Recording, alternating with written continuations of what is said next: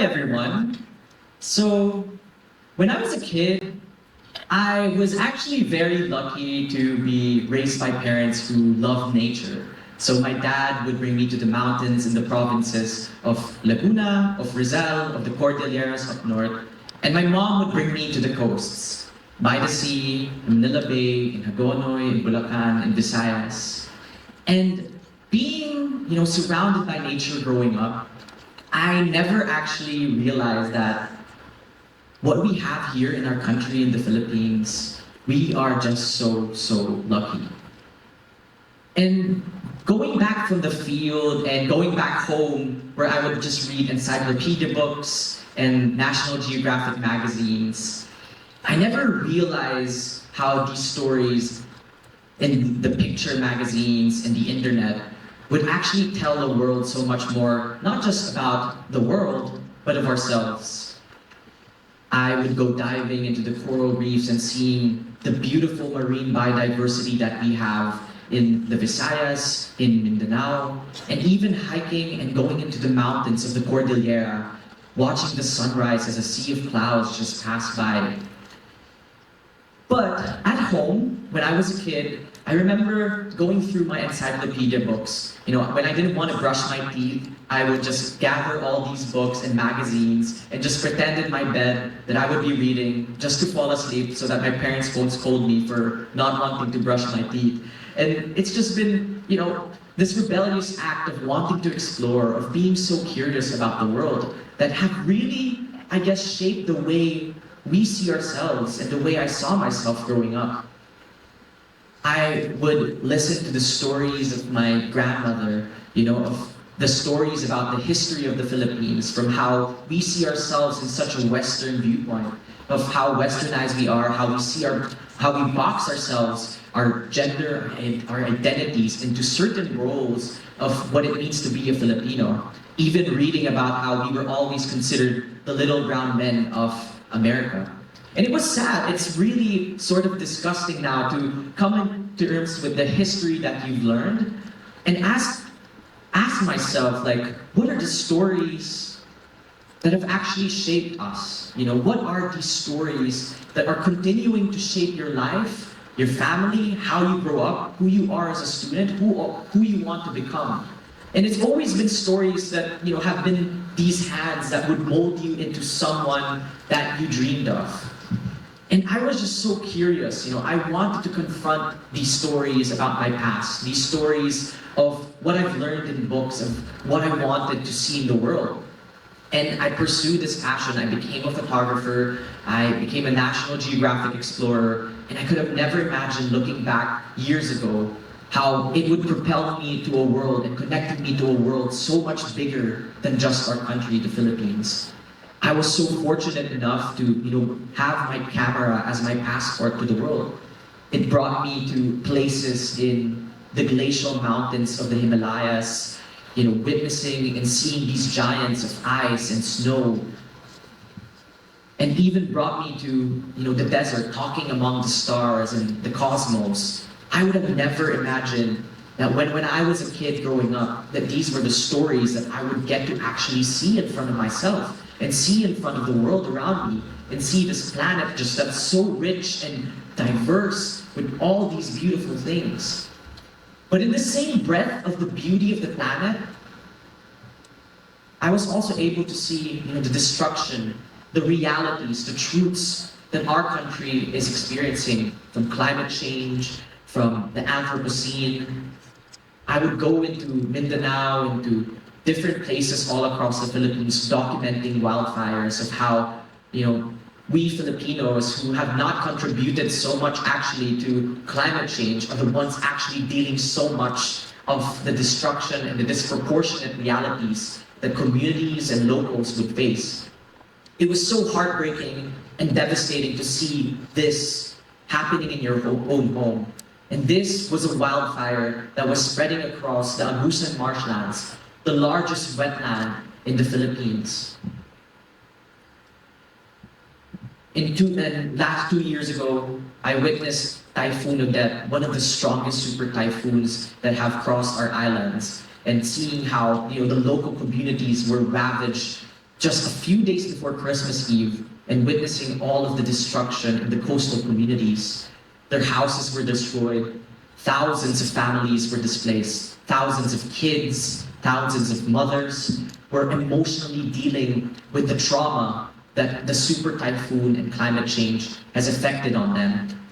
And as a storyteller, you get to listen to these stories, and through the years, I've been working for about 8 years documenting the changes that are happening at our home in the Philippines. And you start realizing, oh my God, nothing is freaking changing.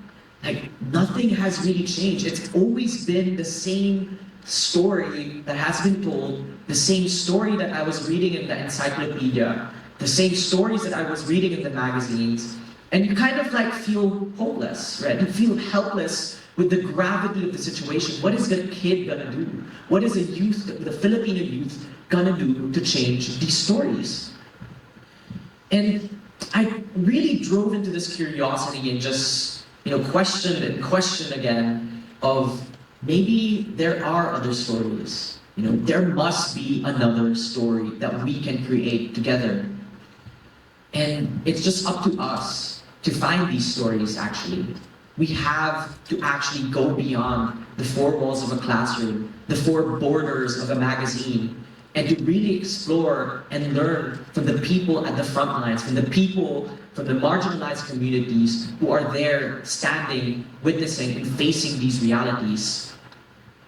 There are just so many stories that are so diverse in our country. We have 110 ethno-linguistic groups with one of the most mega biodiverse. We have the Philippine Eagle, the Philippine Tarsier. And you don't get to learn so much of this in the classroom growing up. And this is what we need to challenge, actually, of what stories are being told to us and what are the stories that we are telling to ourselves. 2 years ago, I remember meeting one of this fateful encounter. As a queer person, as a gay man, as a great photographer working in a male-dominated industry in journalism, it was really, you couldn't find where you stand or who you are in the role of many things across the Philippines. I was fortunate enough to actually meet him, Datu Arayan, which is the indigenous spiritual leader of Bukidnon and Mindanao. He's a shaman, so he's an indigenous shaman, a babaylan. So if you've never heard of that term, the babaylans or warrior women, queer healers, these are like pre-colonial roles of the Filipino people, of Filipino tribes before, a lot of the Spanish and American regime came to indoctrinate us with certain values and certain things. They were called witches and they were burned at stakes when throughout history from the 1500s all the way up to the 1900s. But their community, Datu Arayan's community in the Mindanao, nestled at the top of a mountain, a sacred mountain in Mount Calatuman, their community was able to resist the stories that have dominated them. The stories, the narratives of being called witches. They embraced their identity, they embraced their gender, they embraced their heritage and their culture, and they still practice the tradition.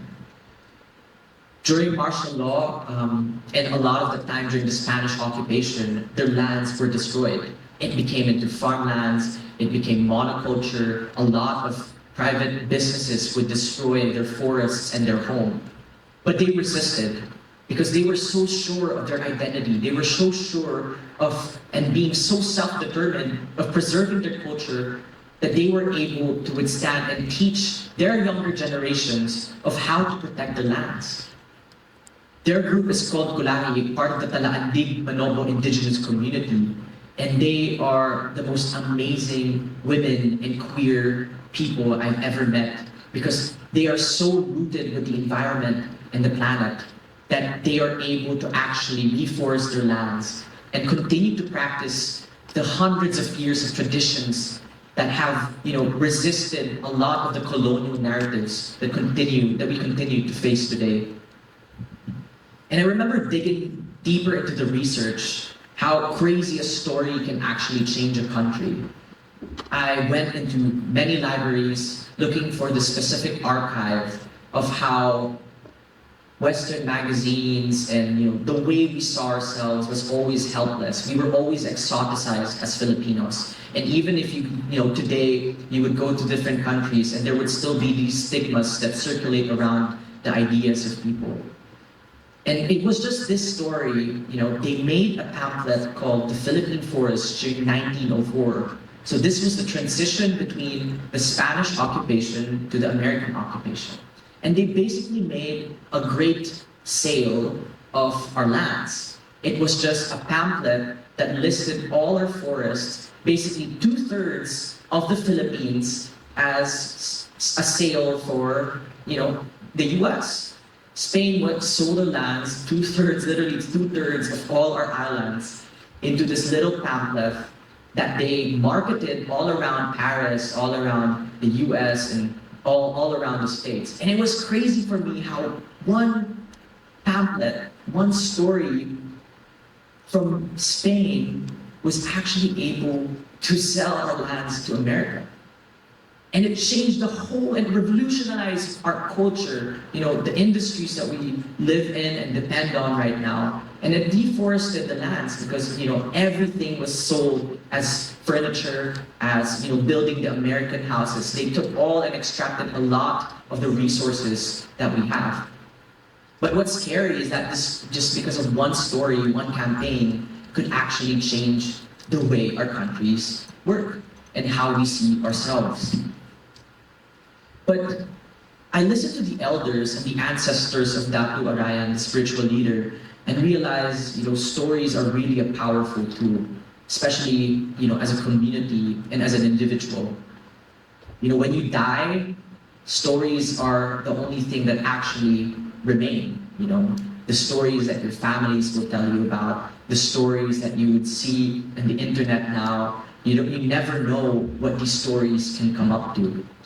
And it's amazing because being a Filipino before everything happened, we had stories that were imprinted and seen as sort of fabrics. They were able to reclaim the narratives. These Barbie dolls that were found in the market, the communities would dress them up into their indigenous attire, and they would put these Barbie dolls so that they could see themselves. And it was such a powerful act. It was just a simple thing to kind of embroider something and put them in these Barbie dolls.